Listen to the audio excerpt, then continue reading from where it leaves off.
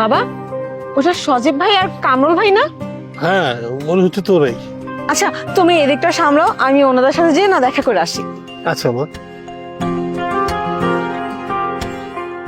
ভালো হয়েছে, তুই জানিস না। থ্যাংক ইউ রে বলে দেওয়ার জন্য। আরে ভাই, তোমরা কেমন আছো? তুমি? দাঁড়া, কেমন আছিস? আমি ভালো আছি। ভাইয়া, আসসালামু আলাইকুম। ওয়ালাইকুম আসসালাম। দূর থেকে সালাম দিবি, এদিকে আয়। কেমন আছিস তুই? আমি ভালো আছি, তোমরা কেমন আছো? আছি ভালো। আচ্ছা, তোমরা এখন চা খেতে আসো না কেন? এত কি ব্যস্ততা তোমাদের? তাই শোন, আমরা না এখন বড়লোক হয়ে গেছি। এই যে বিল্ডিংটা দেখতে পাচ্ছিস না, এটা আমাদের। আর তো কি মনে হয় যে আমরা এসব ফুটপাতে এসে চা খাবো? না, আমরা এসব ফুটপাতে চা খাই না, আমরা এখন কফি শপে গিয়ে কফি খাই। আরে সজীব, দেখ তো কি বলে। আচ্ছা, ওসব বাদ দে, তুই কেমন আছিস? তোর কাজ কাম কেমন চলছে? আঙ্কেল কোথায় থাকে এখন? আমিও ভালো আছি। আচ্ছা, বাবা না তোমাদের দুজনকে অনেক মনে করে। তোমাদের হাতে যদি একটু সময় হয়, আসো না চা খাওয়ার জন্য। এই চল। ভাইয়া, হয়তো তোমরা সবাই ব্যস্ত আছো। আচ্ছা, সমস্যা নেই, অন্য একদিন এসো তোমাদের হাতে সময় হলে। হ্যাঁ, আচ্ছা তুই যা, নিজের খেয়াল রাখিস। আরে সজীব, তুইও না, এসব লোকগুলা না মানুষ দেখলে আত্মীয়তা করতে আসে। আর আমি বুঝলাম না, আত্মীয়তা রাখতে হলে কি বুকে জড়িয়ে ধরতে হয় নাকি, তাও আবার একটা চাওয়ালিকে? একটু চুপ করবা? আমি না তোমাকে কিছু বলতে পারবো না, কিন্তু তুই তুই এই কাজগুলো কিভাবে করতেছিস? মনে নেই যখন আমাদের কাছে 5টা টাকা ছিল না, তখন ওর বাবা আমাদেরকে বিনামূল্যে চা খাওয়াতো।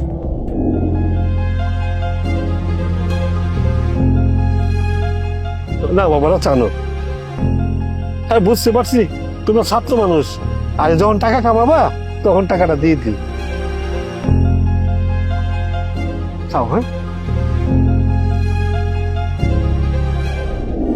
হ্যাঁ ভাই, তুই বলতে চাচ্ছিস যে যখন আমাদের কাছে টাকা পয়সা ছিল না তখন ওর বাবা আমাদেরকে ফ্রিতে চা খাওয়াতো, এটা ওটা ঋণ দিয়ে দিত, আমরা যতটুকু সাহায্য করার করেছি। তার মানে এই না যে আমাদের পিছিয়ে আঠার মতো লেগে থাকতো। আর তুমি কি বলো মিম? একদম তাই। আচ্ছা, এত লেট করে লাভ নেই, চল তো যাই আমরা এখান থেকে।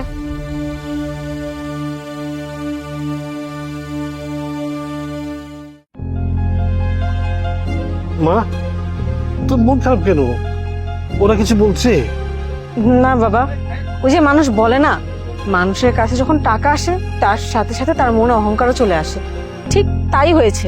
কামরুল ভাইয়ের মনে না অনেক অহংকার চলে আসছে, কিন্তু সজীব ভাই না ঠিক আগের মতোই আছে, নিরহংকার। তার মধ্যে বিন্দু পরিমাণ অহংকার নেই। মা, পরিবর্তন তো প্রকৃতির নিয়ম। আজ যা আছে তো কাল নেই, কাল যা আছে তো পরশু নেই। যাকে আমাদের এত সব ভাবার কোনো দরকার নেই, আমাদের কাজ করতে হবে। জামা, চাটা নিয়ে। হ্যাঁ, আমি এখনই যে নিয়ে আসছি। বেবি, সজীবের সাথে এই নাটক আমাকে আর কতদিন করতে হবে? আর বেশি দিন তোমাকে নাটক করতে হবে না, আমি শীঘ্রই কিছু একটা করব।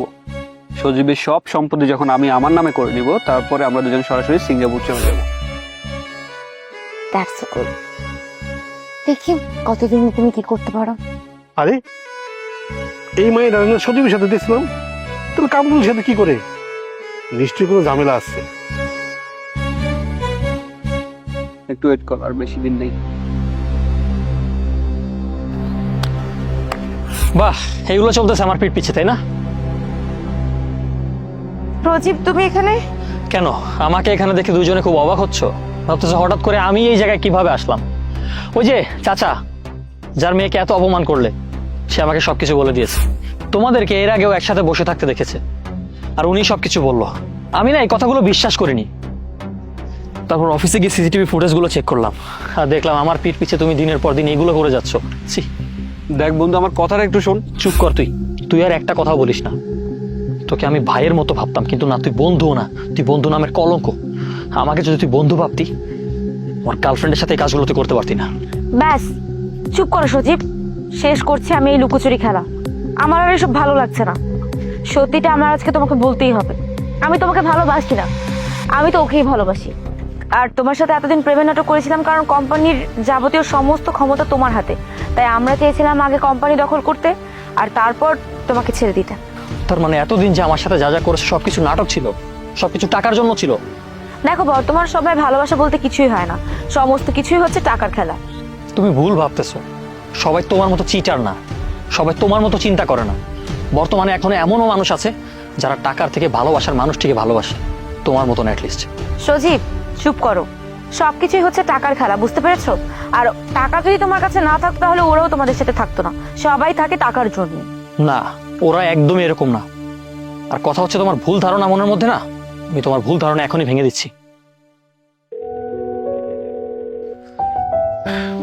হ্যালো সজীব, বল। আঙ্কেল, আপনার সাথে একটু গুরুত্বপূর্ণ কথা ছিল। বল। আঙ্কেল, আসলে আমি একটা ঝামেলার মধ্যে পড়ে গেছি। আমার কোম্পানির অনেক বড় লস হয়ে গেছে।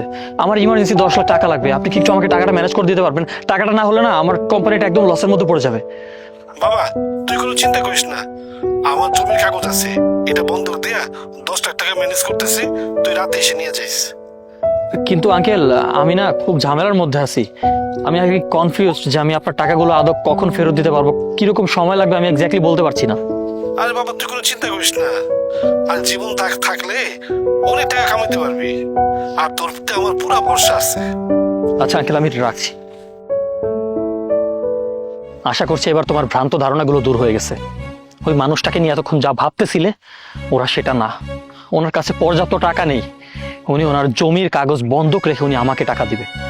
এতদিন আমি কাল সাপ পুষতেছিলাম যে তোমার মতো মেয়ের সাথে আমি রিলেশন করছি আর তোমাকে আমি বিয়ে করতাম। তুমি আসলে ওকে ডিজার্ভ করো, তুমি আমাকে কখনোই ডিজার্ভ করো না। তোমার ওর সাথে থাকা উচিত। তোমাকে আমি বলে দিচ্ছি, এখন এই মুহূর্তে আমার চোখের সামনে থেকে চলে যাবে। আমার অফিসের আশেপাশে বা আমার আশেপাশে কখনো ঘোরার চেষ্টা করবে না। কখনো যদি গিল্টি ফিল করো, কখনো আমার কাছে আসার কথা চিন্তাও করবে না। তাহলে তোমার নাম গন্ধ আমি নিশ্চিহ্ন করে দিব। তোকেও সেম কথাগুলো বললাম।